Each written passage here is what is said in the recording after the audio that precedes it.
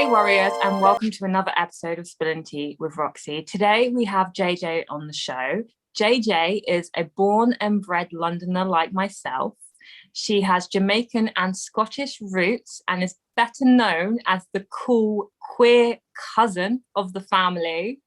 She is a serial flight catcher, a herbal tea drinker, and is living a plant-based lifestyle, forever defying the norms of living with MS. Welcome, JJ, to Spilling Tea, Roxy. Hey, JJ. Hey, you all right? I'm good, thank you. I'm so pleased to have you on the show. Thank you for having me. That's amazing. Oh, it's so nice that you've given me your time. I appreciate that. Yeah.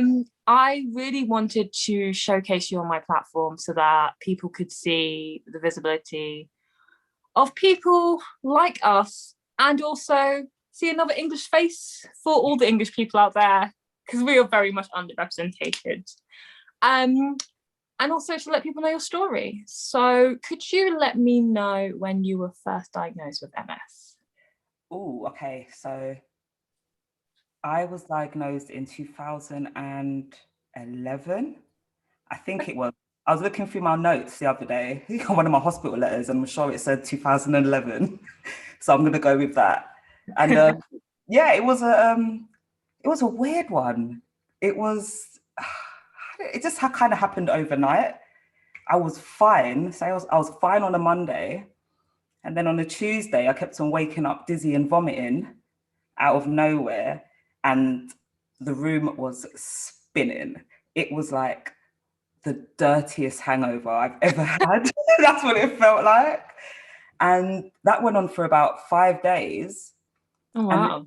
And then after the 5th day, but I put it down to stress because I was, where was I? What, in my last year of college? I was looking after my gran, and my gran had dementia at the time, so nobody was sleeping. So I was like, I'm stressed. So, and then my vision started to go blurry. So I was just like, I'm really stressed. I need to take some time out of college. I didn't. I still went to every party. I still went to college. And then one day I was like, you know what? I can't see. So my aunt was like, go to Moorfields. This ain't normal. So my mum took me to Moorfields. And I felt like an alien. They were just like with torches in my eye, and they were asking me what I was doing last night. Did I take anything? I'm so glad I was actually at home the night before, because my mum would have sworn I was probably out partying, taking everything under the sun. I mean, I was like, I didn't do anything. I haven't taken anything. I just can't see. And then they literally fast-tracked me. I got into Moorfields at 9 o'clock in the morning, and I think I left at 9 o'clock at night. But I was getting fast-tracked, and I still left late. And they were doing all these tests and asking me all these questions. And then I met my consultant, and he was like, right, go home, pack an overnight bag. You're going to get a phone call. We're going to admit you into the neurology hospital at Queen Square. I was like, what? I was just like, wait, what? Went home, packed a bag. By the time I got home, they had called me, and I had to go back and make my way to Queen Square. And I was there for about a week and getting poked with needles, lumbar punctures, MRIs. Didn't eat because the food was just so bland. Oh, so rank hospital food. They were like, you can't have, you have to have complete bland food. I was like, can I have salt at least? They were like, no. I was like, what's going on, man? I need salt.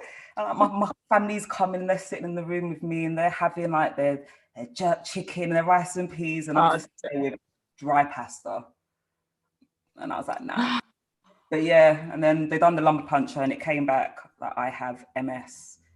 And I was like, okay, so what does that mean? Can I go home? I was just like, what does that mean? Can I see now? I can see, but I didn't even know. I didn't know anything about it. I was just like, I'm just a teenager trying to live my life and trying to like get drunk. How old were you? I was 17. How old are you now then? You seem so young still. Oh yeah, I'm 28. Oh, okay, still a baby. But yeah, that was me. Like, it was, I was just so annoyed. I was just more annoyed at the fact that I couldn't make it to every Saturday house party like I used to. And that's what killed me the most. I feel you. I feel you. No candy bar on the weekends, you know, not open, not available. I was the same. I was 18 and I was living like the best life, going to ghetto and candy bar and being like living it large. And then all my friends took the worst drugs ever and I didn't. But for somehow I ended up here. And I was like, I didn't take the drugs. I should have took the drugs. Like, but I didn't. And obviously you can't predict you're going to have MS, but clearly we are thriving in some way because we look good. And we are living good lifestyles, which is something I actually want to talk to you about because you live a plant-based lifestyle. Yeah. And do you think that helps you with your MS? And have you always lived a plant-based lifestyle? No. So when I got diagnosed, they said that I used to drink a lot of coffee, like a stupid amount of coffee, and I was always eating a lot of red meat. And they were like, cut down on the red meat, cut down on the coffee. So I was like, you know what? I'm just going to go all out. So I just completely cut out red meat. I just some chicken. And then I was like, this isn't working for me. And then I was pescatarian for about 3.5 years. And then I was like, you know what? I'm just going to go plant-based. And I just jumped straight to plant-based. And I've been plant-based for about 2 years now, I think. Do you think there's been improvement for you in that time? Yeah. Improvement. I feel more awake and alert. Like usually, what's the time now? It's gone 7. Yeah. If I'm still eating the meat and how I was eating before, I'll be slumped right now. So slumped. Ah. I'll be finished. But I'm just, plant-based. I'm loving it. I cook more. I actually just cook every day. I was going to say to you, because like obviously you like spice. I understand you like flavour. So, because jerk chicken and plantain for me is a staple of life. And I just think, how am I giving up my jerk chicken? Like, what do I substitute for? Because it's the one thing I'm like, yeah, everything else, the red meat. Yeah, I love a steak, but you can keep it. But like jerk chicken and rice, I mean, what do we eat now? Listen, there's so many different options. You'll be amazed how many different things you can make with cauliflower. You can make cauliflower. Make mash. You can roast it and make it into like a crisp. It's really nice dessert. Like, it's really cool. Yeah. With cauliflower, yeah. But obviously there's other dishes. I don't just live off cauliflower. It's not everyday cauliflower, but yeah. But don't get me wrong, like it was hard because I feel like I'm constantly having to read the back of everything and make sure it doesn't have like eggs in it, milk, and like certain sweets I can't even eat. I've got a proper sweet tooth. Like I can back off a bag of sweets in like less than an hour with ease. I can't do that anymore, which is sad. But but it has improved. And I feel better for it now. Just cooking more and living plant-based. Yeah. You're gonna have to share some of those recipes with us. That's great. And to see these dishes, they sound tasty, and I'm always looking for help because I was vegan, plant-based for a long time. Then I got really bored, basically. And then one day I just had the jerk chicken, and then I kept eating the jerk chicken. I mean, I look at a lot of diets like paleo diet and stuff like that. It doesn't say to take away all meat. It says to use leaner meats, just no dairy, no gluten completely, which I agree with. I hate dairy anyways. And it helps, but I do think there's something special with a plant-based diet with, like you said, the energy levels. Because I have a lot of people with MS that I speak to and they all do plant-based and their energy levels are out of this world. And I wish I could move like that. So I'm looking into making the change again and committing to it, even though it's been hard in lockdown not to just eat chocolate and, like you said, sweets, because, you know, the diet had changed because I'm doing what I can get rather than I'm shopping in supermarkets. You know, so what MS treatment do you actually take then? Okay, at the moment I'm on Flingolimod. Oh, okay. Do you know that one? It's a tablet. No. You're like, okay. It's got, okay, the easy name is Flingolimod. its big medical name, it starts with a G, and it's a lot of other letters, and it makes a word that I can't pronounce. But yeah, easy term, Flingolimod. And that's just a tablet form, one tablet every day. And how's that going? Okay, so I've just recently gone back onto it. I was on it 3 years ago. I started it, and I was on it for 3 years, but then I had a really bad relapse February last year. Yeah. And my consultant was pretty much said to me, stop that medication, come off of it for a bit, because it's obviously not working for you. And then he just told me to play it out, see how my body reacts to not being on medication. And then he was going to put me on I think it's a new one. A lot of people are doing it now. We have the infusion every 6 months. Ocrevus? I think so. Yeah, I was on that for a bit before the pandemic. It's good. Yeah, it's a good one. I said to him, he knows I don't like needles. Now, everyone finds that really hard. I have loads of tattoos. So do I. So people are like, how do you not like needles? But when I was in hospital and they were constantly taking blood tests from me, I was so weak and my veins kept on collapsing. So they had to keep poking me to try and draw blood again. And I left with loads of track marks, and it traumatized me. And since then, I don't cope well with going into hospital and getting needles. So I said, I'm not going on any more injectables. Don't even offer it to me. It's either a tablet or it's nothing. So he put me back on my tablets, and I went back on last month. Yeah. Yeah, I only went back on my tablets last month, and it's going well, I guess. I mean, I'm not perfect right now. I'm still relapsing actually since last year, February. So certain things keep clearing up, and then something else will come up. Yeah. So it's been a bad year and a year and 3 months for me. Are they new symptoms, or are they things that you've had before? Some are things I've had before, but most of it is new symptoms. Like I've never had double vision, but I have double vision now. Yeah, I get that. Third vision, but never double. So that's something I'm getting used to. And I've got like numbness and cramp, so much cramp throughout my body. Never had that before, but now I've got it. So it's annoying. Yeah, it is annoying. I do sympathise you with the needles though, because I hate needles, and just a trauma from the hospital. The amount of lumbar punctures I had was just ridiculous. Like I think I've had over 10 now. And I hate them. Like I cannot stand them. And I'm still triggered by people that post the obligatory, here's my vein and the needles in my vein, look, I'm getting I hate that photo. And it always, the first person's like, can you just not do that? It drives me mad because you're triggering my trauma. And I'll go in for the infusion because I have to get blood tests. There's nothing we can do about getting blood tests. I just have to breathe through it with meditation music in my ears. But I'm only doing Ocrevus because it's twice a year. I couldn't do Tysabri. I did it, but it was monthly. And in a way, it sounds really weird to say I was glad I had a reaction, but I was weirdly glad I had a reaction to the infusion because I was like, I don't know if mentally I can withstand going monthly and being poked. Ocrevus gives me a bit of freedom.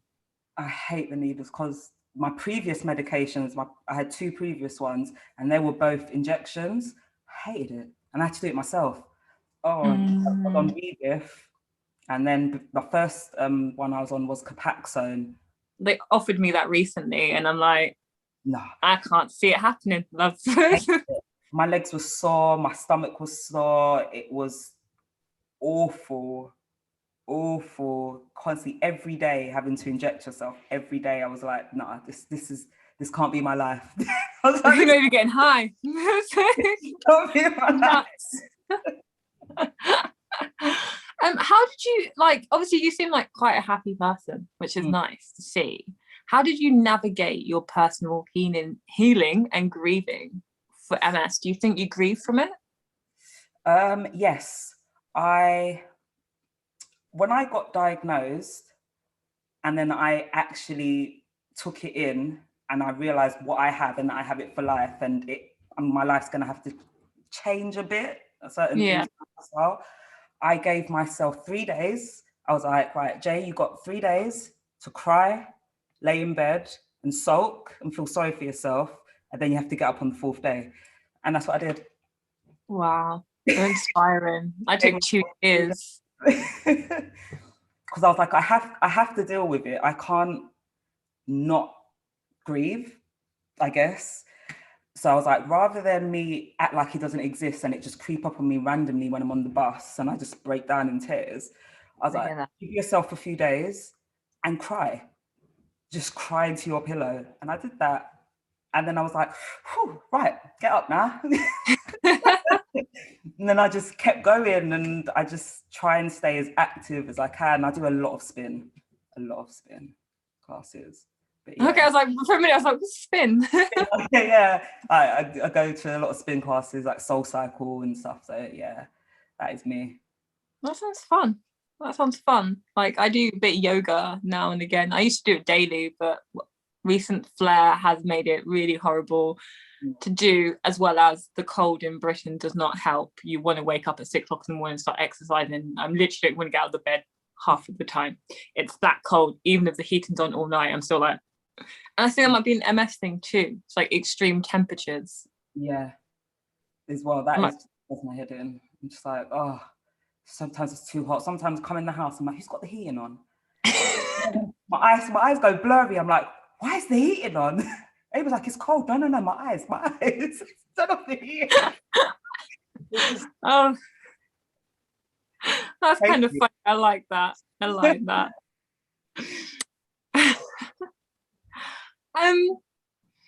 Do you use any mobility aids? Yes, I've got crutches that I have. I only use one at the moment.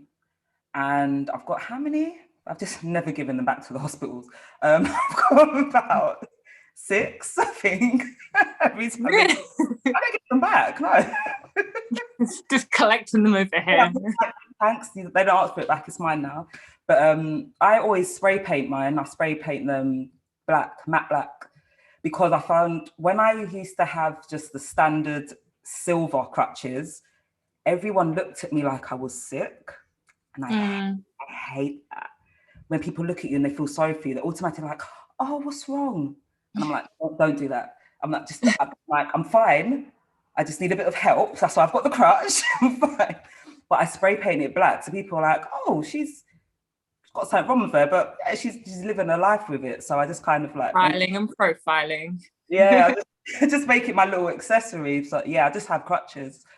But I'm only using one, but I'm trying not to use it as much at the moment, trying to work on my stability. Yeah, I get that. Yeah. Balance is hard with MS.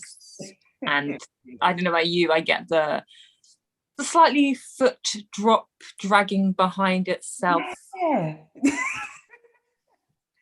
It's like I'm trying to tell myself, pick up your foot. Pick up the Absolutely. Foot. I talk to my foot. I'm always like, walking around the house going, come on, we're going for a walk, let's move it, we can do this, come on, left leg, right leg's doing it, like, let's go. I probably sound nuts when I'm walking down the street, but I don't care.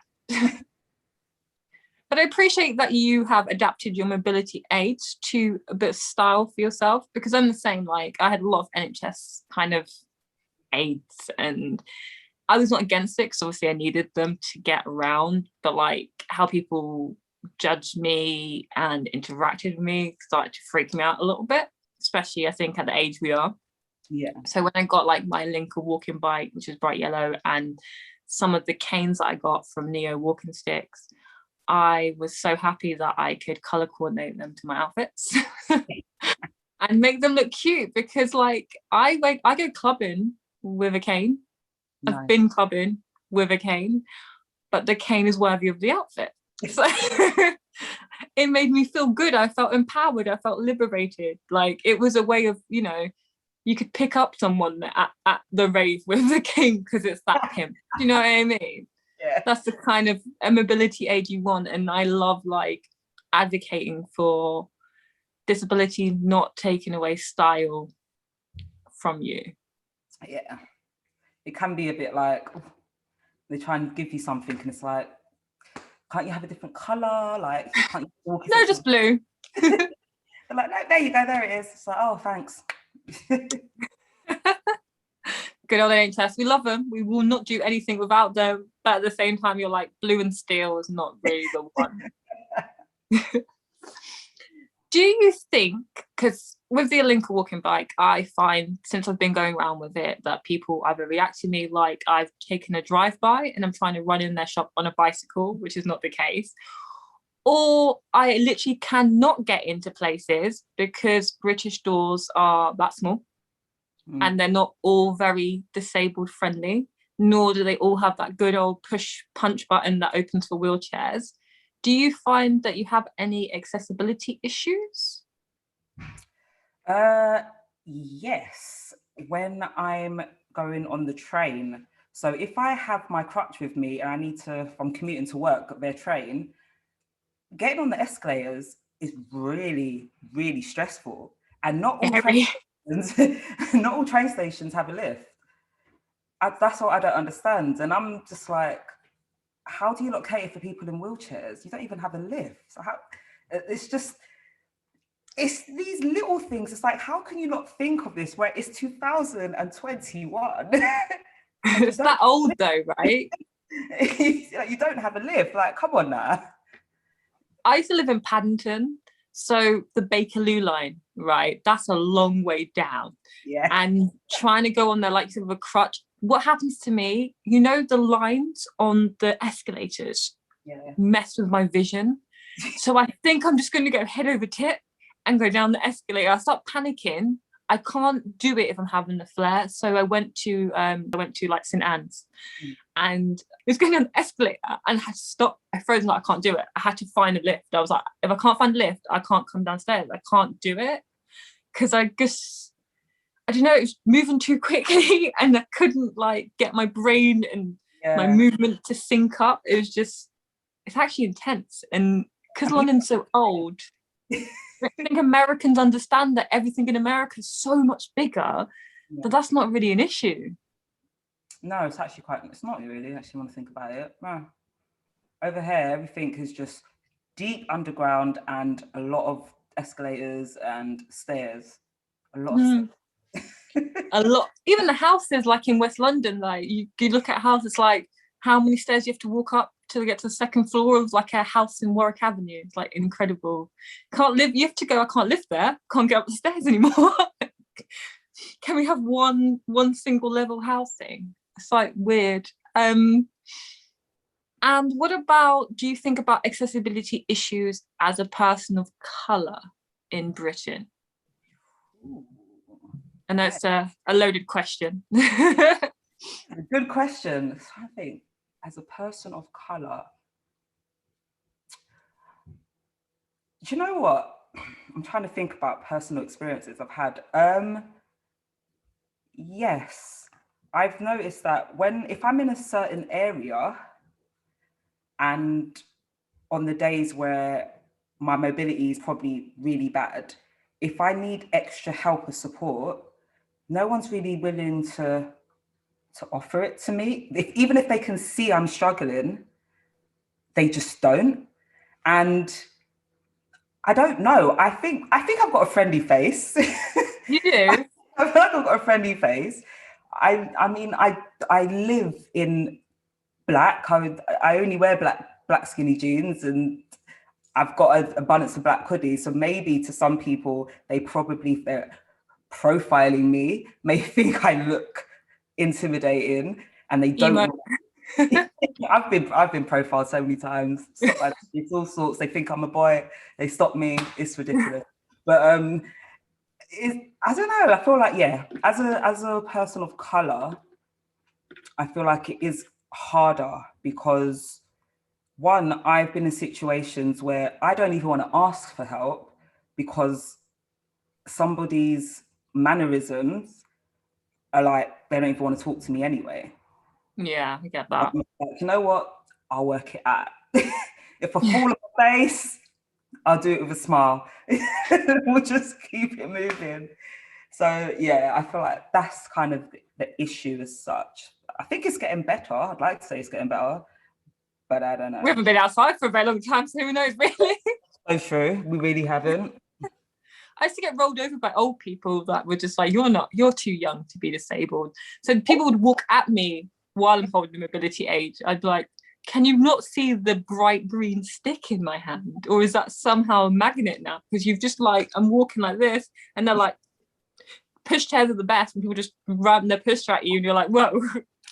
And they think you're being dramatic, and you're like, I know I look young, but like, dude, like personal space. So COVID's been great because personal space, in a sense, where like I can move around a bit more because I'm not being run over by people because there's a 2-meter distance, which has been good for the mobility aid and my weird balanced self, because sometimes I want to go right and I go left. It's like, so over there and I'm going over here now. Well, let's go with it. I have a really important question because we are both MSs, but we are both queer people of colour too. And I want to know, what does it mean to you to be Black, queer with MS? Oh, I feel like because of my age and the fact that I work in a secondary school, I feel like a superhero. Because I feel like when people look at me and then they find out, oh, I've got MS, I'm Black, obviously, and I'm queer, it's like, oh, she does it so well and she's so confident with herself. And it gives people, I guess, it makes people feel like they can do the same if that's how they feel. And certain older generations are quite set in their ways. So they're quite narrow-minded. So I try and go about my day trying to mold the younger minds. So I'm like, be yourself, be authentic. Yes, you're Black. Embrace that. Embrace the fact that you're Black. You're not straight. Maybe you're still trying to figure out if you want to put yourself in a box, what box it is you fit in at the moment. Explore that. Do it with your head held high. Don't let people judge you. People will judge, but don't take it on. It's okay. Yeah.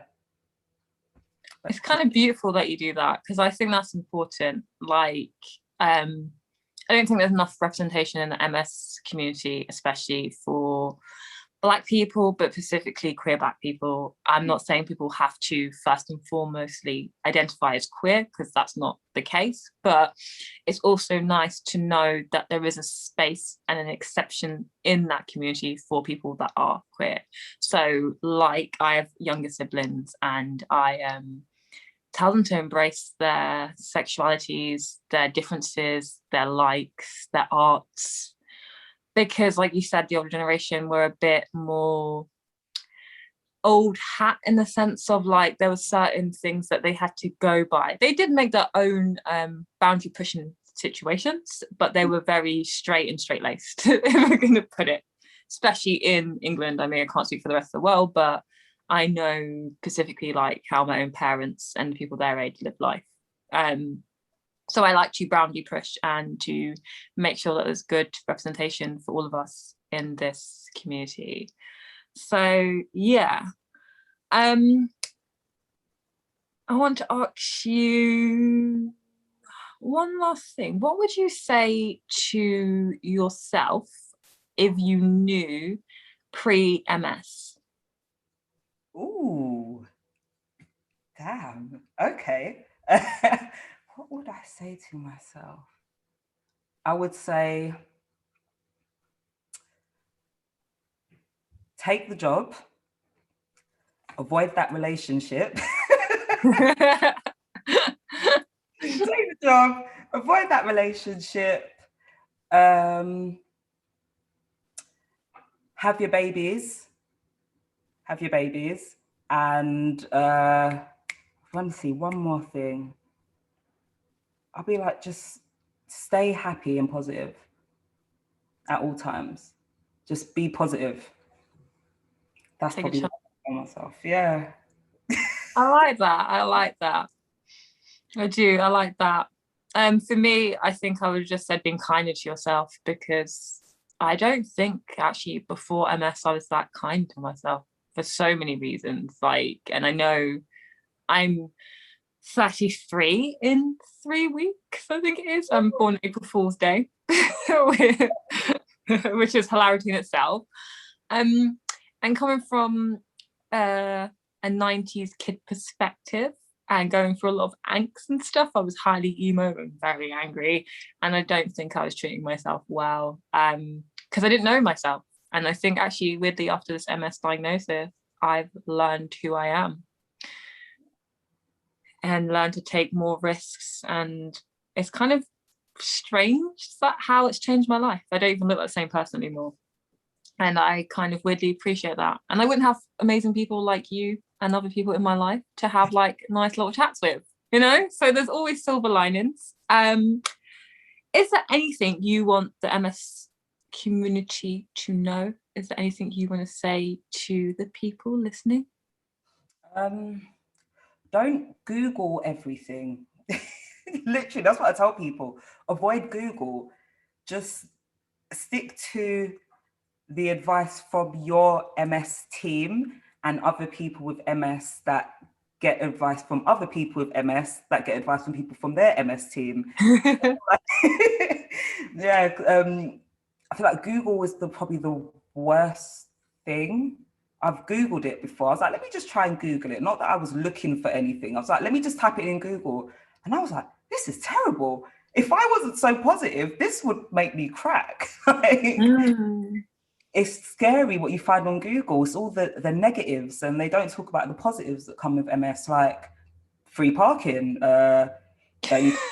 You don't pay for congestion charge. You get a freedom pass. There's all these little perks that come with MS. It's not all sad. Yeah. But maybe that's just your mentality. I had to learn that. Like I said, you said you'd done it in 4 days. It took me 2 years, and I wouldn't go outside for 2 years until I figured out my breathing. And when I changed that mentality, I could do what you're doing now, which is laugh about things and see the positives in what I thought was such a negative journey that's actually become quite a positive one. Like you said, like, you know, being able to park close to a shop and like meeting beautiful people in the community, and like I said, knowing myself a bit more. There is things in this crazy place called MS that actually can be quite beautiful, and it's nice to see people are starting to discover that more as we share our stories on these platforms. Definitely. Yeah, 100%. It's needed. It's needed, to be fair. When I first got diagnosed, platforms like this, it wasn't about. No. There wasn't anyone doing this. It was just people a lot older than you. I'd go into clinic and steroid drips, and there was just a room full of people in their like 70s, and I was like, oh my gosh, am I just the only one in my age bracket? I was like, what's going on? But yeah, but they separate us specifically. Yeah. Like I've met people now that are younger, like, but how have we never ended up in the same room, like, ever? The amount of hospitals we've all been to, it's like they go, nope, that one young person in the room for that people. Because I used to get well scared. I used to walk and shaking because I can only see one narrative of MS, and it's nice now to see like an abundant narrative of how MS can play out for anyone, and that nothing's set in stone. So like you said, don't Google it, because Google will tell you MS and no one wants that. Just look after yourself, treat yourself well, live well, and let it play out as your own journey. It's not going to be anyone else's. Drink lots of water. Even I'm having a cheeky whiskey, but drink water. Whiskey? It's not rum. Hey, what's wrong with you? I love a whiskey, you know. I do love a whiskey. Do you? Yeah. The Scottish, isn't it? Yeah. The Scottish. Love a whiskey, but yeah. Overrated Jamaican. I'm Bayesian, so I can't override rum.